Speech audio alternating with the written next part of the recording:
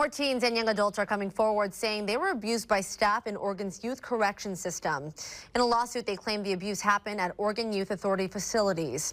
3 more teens and young adults are now alleging they suffered sexual abuse by OYA staff, bringing the total number to 6. They're joining a lawsuit previously filed by 2 Portland and Seattle-based law firms.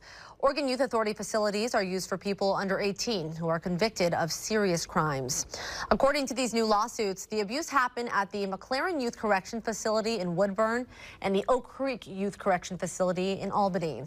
The plaintiffs ranged in age from 15 to 21. They claim they were groomed and coerced into sexual relations by Oregon Youth and Youth Authority staff. Their suit claims some of the abusers were group life coordinators who are supposed to build a rapport with those who supervise, and provide a safe and positive environment for rehabilitation. One of the plaintiffs says she was coerced into a sexual relationship when she was 17 with OYA staff member Travis Kraft. Kraft is already facing charges of custodial sexual misconduct after he was arrested a week ago.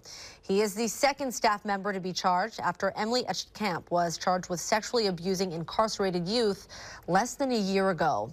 The 2 other plaintiffs allege they suffered abuse at the hands of another group life coordinator. The lawsuit also claims some OYA directors and superintendents were aware the abuse was happening, but did nothing to stop it or identify it. We reached out to OYA for comment, and it sent us this statement.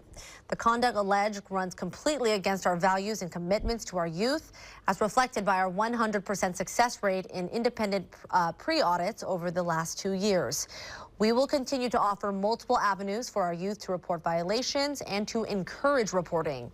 We will continue to swiftly investigate and take decisive action when individuals undermine our work.